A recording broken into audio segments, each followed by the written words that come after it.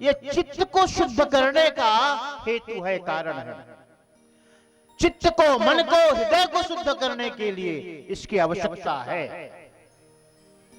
मन के 3 दोष कहे जाते हैं, मल, विक्षेप और आवरण।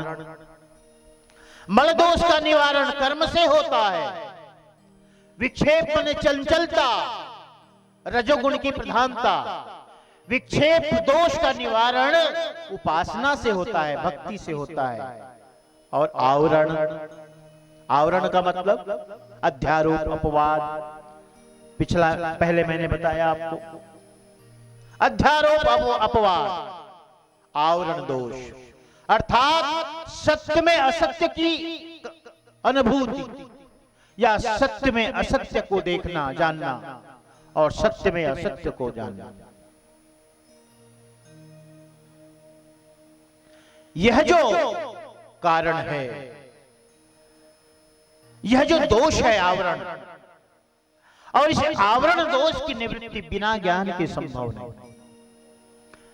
तो ये जो कर्मादिक हैं, उपासना है, भक्ति है, ये चित्त को शुद्ध करने के लिए जरूरी है। क्यों जरूरी है?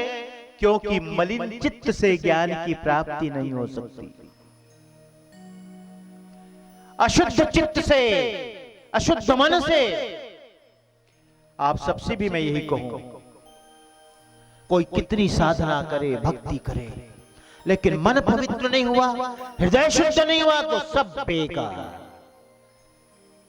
क्योंकि सारी साधनाओं का सार है मन को शुद्ध करना, हृदय को शुद्ध करना। प्यारे हंसनो, इस बात को आप जानो। कोई कितना भी भजन करे, स्मरण करे, तप करे, लेकिन यदि मन शुद्ध नहीं हुआ, चित्त शुद्ध नहीं हुआ, हृदय शुद्ध नहीं हुआ, तो सब व्यर्थ है। ऐसे ही जानो, जैसे तुमने कोई कपड़ा धोना शुरू किया बाथरूम में, अब कई तरह के तो साबुन मिलते हैं कि नहीं? दुकान में जाओ तो कभी कभी माता लोग कहते हैं, कैसे खसकती साबुन ला, कपड़ा उजराते चनिए। वही खसकती साबुन। खसकती साबुन का मतलब क्या? आप कपड़ा धोने के लिए साबुन खरीदे और कपड़ा साफ नहीं हुआ तो खसकती हुआ कि नहीं हुआ? बोलो, मतलब क्या?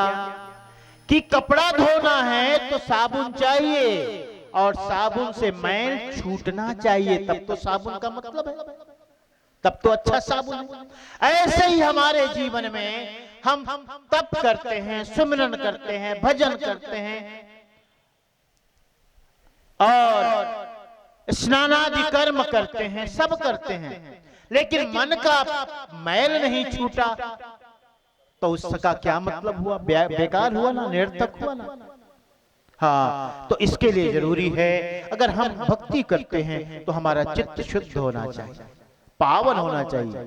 मन में द्वेष की भावना, ईर्ष्या की भावना, छल की भावना, प्रपंच की भावना, मन में मोह है, घृणा, नफरत है, तो फिर भक्ति अधूरी है। प्यारे हंसजनों, साहब यही समझा रहे हैं गोरखनाथ जी को कि मलिन चित्त से ज्ञान की प्राप्ति नहीं हो सकती, लेकिन चित्त शुद्धि के लिए कर्मादि जरूरी है। आगे साहब क्या बताते हैं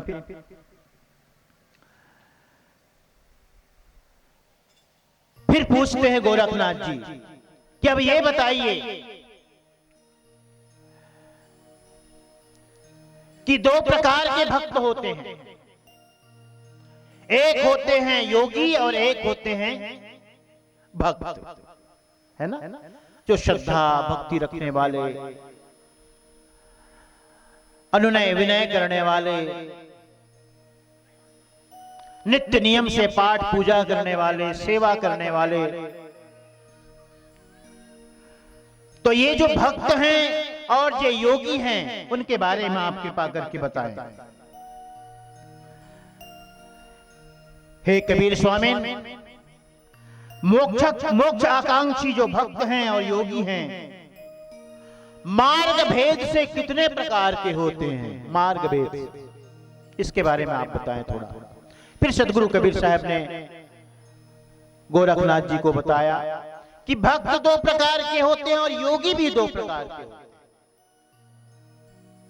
एक होते हैं शरणागत भक्त और दूसरा होता है ज्ञानी भक्त। एक शरणागत भक्त होता है, दूसरा ज्ञानी भक्त होता है। तो ज्ञानी भक्त और शरणागत भक्त का उदाहरण देकर के उन्होंने समझाया भेद। क्या? जो शरणागत भक्त होते हैं उनकी वृत्ति कैसी होती है? उनकी वृत्ति मार्जारी यानी बिल्ली की भांति, और जो ज्ञानी भक्त होते हैं उनकी वृत्ति होती है वानरी, बंदर की भांति। गोरखनाथ जी कहते हैं स्पष्ट नहीं हुआ प्रभु, फिर से स्पष्ट करो, क्लियर करो कि वानरी वृत्ति और मार्जारी वृत्ति क्या है। तो सदगुरु कबीर साहेब कहते मार्जारी वृत्ति वह है गोरखनाथ जी कि मार्जारी वृत्ति का मतलब है जहां भक्त अपने सदगुरु पर पूर्ण रूपेण आश्रित होता है, अपने आराध्य पर, अपने इष्ट पर। बस तुम जानो साहेब, तुम डुबा दो, तुम उबार लो, मैं जिम्मेदारी नहीं लेता, मेरी जिम्मेदारी तुम लो।